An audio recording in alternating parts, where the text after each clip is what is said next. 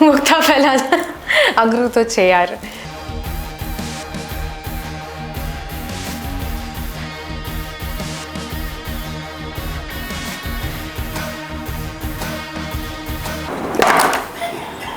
અઘરું છે યાર.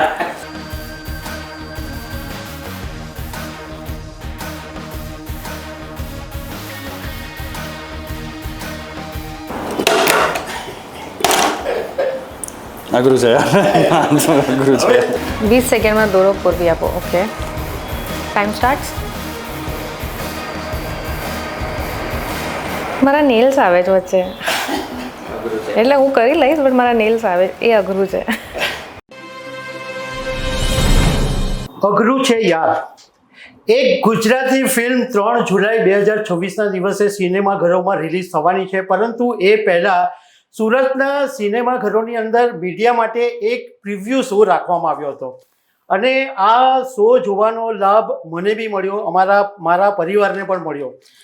આ ફિલ્મ જોઈને ખરેખર હું મીડિયાનો પ્રિવ્યૂ જોવા માટે ગયો એટલા માટે નહીં, પરંતુ ખરેખર આ ફિલ્મ વિશે હું કહેવા માગું છું કે આ ફિલ્મની અંદર ઘણી બધી એવી બાબતો છે જે તમને આકર્ષી શકે એમ છે. સૌથી મોટી બાબત એ છે કે 25 વર્ષથી ઓછી ઉંમરના કલાકારો આ ફિલ્મમાં છે.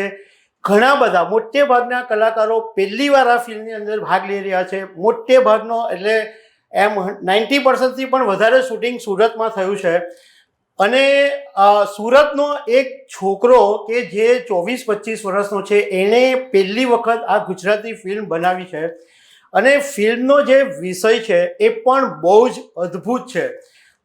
કોમેડી છે, સમાજનો વિષય છે, એટલે તમને એમ કહું તો ખોટું નહીં કે એક ફેમિલી એન્ટરટેનમેન્ટ પેક આ ફિલ્મની અંદર છે.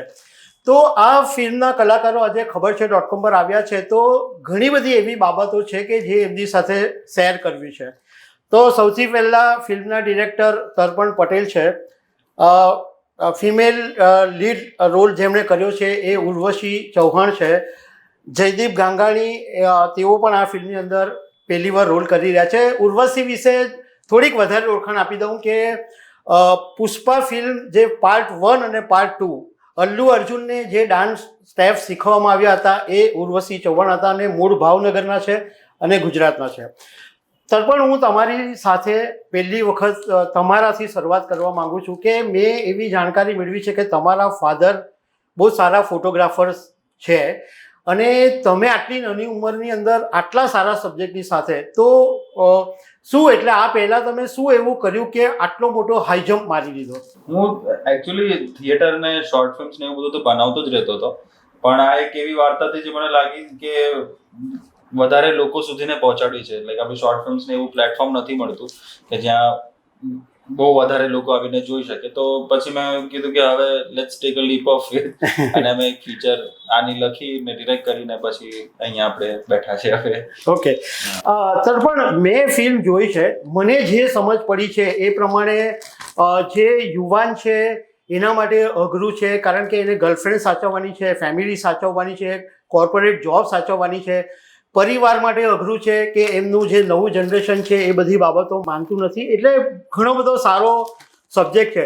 પણ મને તમારી પાસેથી જાણવું છે કે ખરેખર આ ફિલ્મમાં અઘરું શું છે?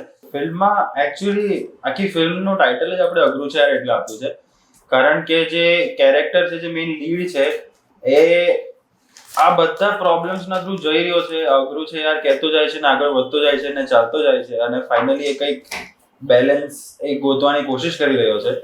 તો આઈ થિંક બધું જ અઘરું જ છે આ ફિલ્મમાં. એટલે પેરેન્ટ્સ માટે છોકરાઓને સમજાવવા, છોકરાઓ માટે પેરેન્ટ્સને સમજાવવા, ભાઈઓ બહેનો સોસાયટી બધાનું પ્રેશર, કેરિયર, સપનાઓ અને લગન, ઓફકોર્સ આ બધું એક સાથે જ્યારે એક માયાજાળ જેવું બનાવી દે તો એમાંથી નીકળવું બહુ અઘરું છે. અચ્છા, તો પણ આ ફિલ્મનું શૂટિંગ સુરતમાં ક્યાં ક્યાં થયું? અને સાથે બીજો સવાલ પણ એ પૂછવા માંગુ છું કે લોકોને આખી ફિલ્મ જોઈ ત્યારે એમ લાગે કે આ તો બહુ ઇઝી છે, પણ એની પડદા પાછળની મહેનત બહુ બધી હોય છે, તો એ શું મહેનત છે એ જાણવી છે.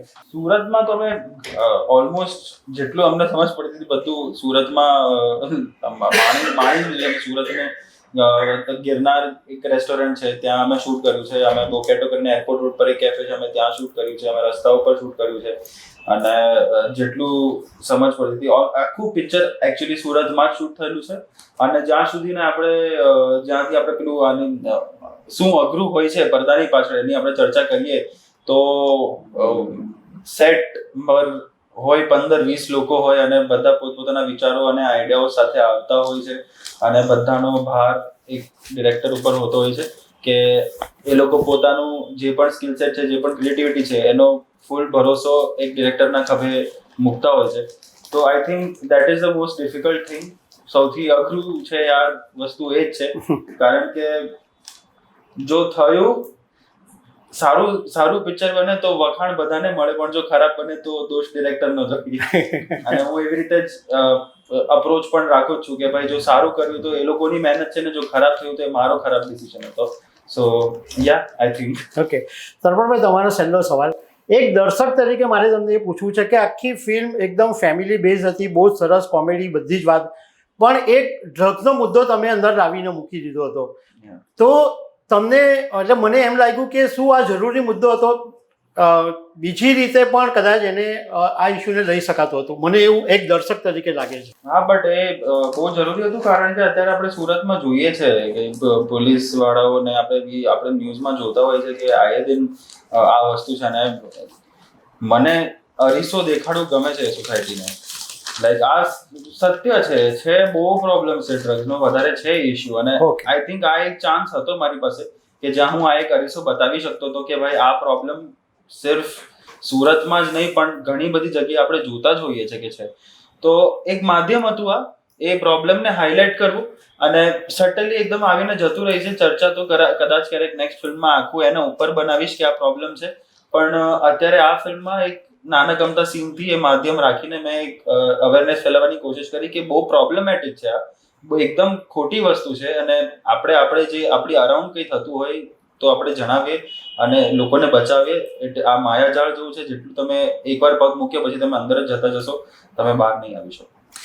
ઓકે, જયદીપ, તમારી સાથે હું વાત કરવા માંગુ છું. તમારી આ પહેલી ફિલ્મ છે, પણ પહેલી ફિલ્મની અંદર પણ તમારો અભિનય ખરેખર કાબિલે દાદ હતો. તો તમને ક્યાં મુશ્કેલી પડી? કોઈક ગુજરાતી લેંગ્વેજ બોલવામાં અથવા કંઈક એક્સપ્રેશનની અંદર કોઈક જગ્યાએ કોઈક મુશ્કેલી પડી? મુશ્કેલીની વાત કરું તો જ્યારે મને ડિરેક્ટર સાહેબે પહેલી વાર આ રોલની વાત કરી અને આખી વાર્તા સંભળાવી કે ભાઈ આ જે પિક્ચરનો હીરો આવો છે, જેની લાઈફ આવી છે અને આવી રીતે એને જર્ની કરવાની છે અને એ રોલ તમારે કરવાનો છે, એવું જ્યારે મને કીધું તો સ્ટોરી એટલી જ ગમી. પણ જ્યારે એવી વાત આવી કે મારે કરવાનું છે, ત્યારે પહેલી વસ્તુ તો એ થઈ કે ભાઈ આટલું છે યાર ખરેખર. પણ મને એ વાતની એટલી ખુશી છે કે શરૂઆત મેં જ્યારે આ ફિલ્ડમાં કરી તો મેં થિયેટરથી શરૂ કરેલું, નાટકોથી શીખતો આવ્યો છું. 10 વર્ષથી કર્યા છે નાટકોને, હજુ પણ કરતો રહું છું જ્યારે પણ હવે સમય મળે છે ત્યારે. તો ત્યાંથી જેટલું શીખ્યો. અને બીજું કે ફિલ્મોમાં પહેલા પણ આગળ મેં અસિસ્ટન્ટ ડિરેક્ટર તરીકે કામ કર્યું હતું, શીખવા માટે બધા ફિલ્મમાં કેવી રીતે કામ થાય એ બધું. એ અને પછી એ જેટલું પણ નાનું શીખ્યો એ.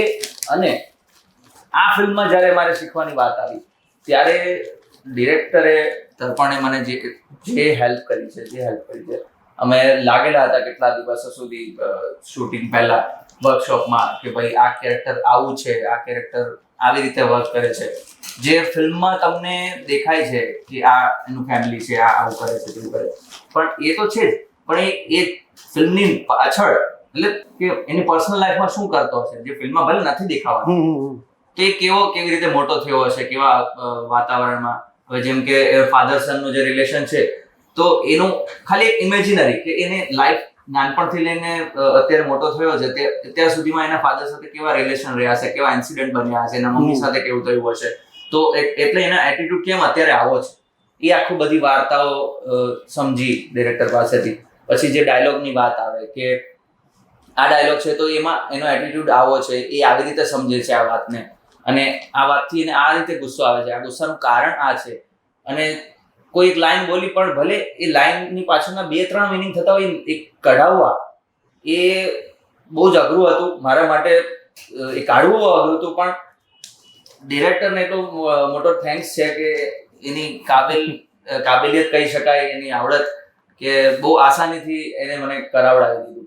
એટલે બહુ ઓછા ડિરેક્ટરોમાં આ ક્વોલિટી જોવા મળતી હોય છે, અને હું ચાહું કે આગળ જેટલો પણ કામ કરતો રહું, એ અત્યારે જે હું શીખું છું એ બધી જ ફિલ્મોમાં અપ્લાય કરું, અને એવા ડિરેક્ટરો, સારા ડિરેક્ટરો મને મળતા રહે. અને હું તો એમ જ કહું કે અમે બંને જ સાથે મળીને કેટલી બધી ફિલ્મો કરી. જયદીપભાઈ, રીલ લાઈફ અને રિયલ લાઈફ, ધારો કે તમે આજ તમારું રિયલ લાઈફની અંદર પાત્ર છે અને તમારી ગર્લફ્રેન્ડને તમારે 7 વર્ષ સુધી તમે મેરેજ નથી કરી શકતા, તો એઝ અ પર્સન તમે શું ડિસિઝન લો? ઇમેજિનરી વાત છે, બાકી એમ તો મારા મેરેજ થઈ ગયા છે. પણ હું કહું કે કદાચ જો આ વાત મારી સામે આવે, આવી સિચ્યુએશન મારી સામે આવે, તો આઈ થિંક કે ફિલ્મમાં મારું નામ કુંજ છે, તો કુંજ જે ડિસિઝન લે છે એ જ હું લઈશ, એવું મને લાગે છે. એ ફિલ્મથી હું આ શીખું છું કે એને જે ડિસિઝન લીધું છે બિલકુલ પરફેક્ટ લીધું છે. આ ફિલ્મની અંદર જેમણે લીડ એક્ટ્રેસ તરીકેનો રોલ કર્યો છે એ ઉર્વશી ચૌહાણની પ્રોફાઇલ બહુ મોટી છે. ડાન્સર છે, આસિસ્ટન્ટ કોરિયોગ્રાફર છે, હવે ગુજરાતી ફિલ્મમાં અભિનેત્રી છે, અગાઉ અમુક ફિલ્મોમાં એમણે રોલ બી કર્યા છે. આ ઉપરાંત બેલે ડાન્સર છે, યોગા ઇન્સ્ટ્રક્ટર છે, એટલે બહુ મોટી એમની પ્રોફાઇલ છે.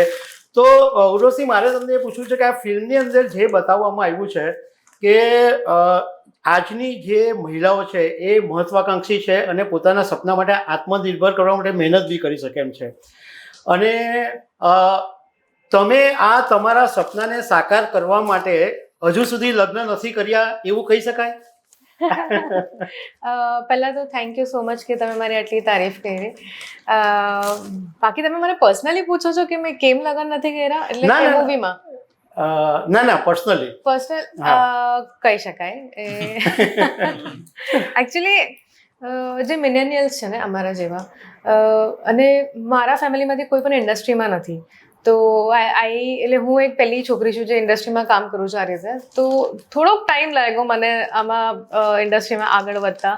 અને એવું નથી કે મને લગ્ન નહોતા કરવા, બટ હા, ફોકસ કરિયર તરફ વધારે હતો કે કંઈક કરું, કંઈક બનું, કેવી રીતના મારા મમ્મી ડેડીનું નામ રોશન કરું, કેવી રીતના બધા મને ઓળખે કે ભાઈ આ તમારી છોકરી છે. તો બસ એમાં જ કરિયરમાં જ હાંસલ કરતી હતી. ઉર્વશી, તમારો બોયફ્રેન્ડ તમને એમ કે ભાઈ મારે હમણાં મારા સપના સાકાર કરવા છે અને તું હજુ 5-7 વર્ષ સુધી રાહ જુઓ, તો તમે રાહ જુઓ કે પછી પરિવારના લોકો જે ડિસિઝન છે એને માનો? હા, તો કઠિન ક્વેશ્ચન.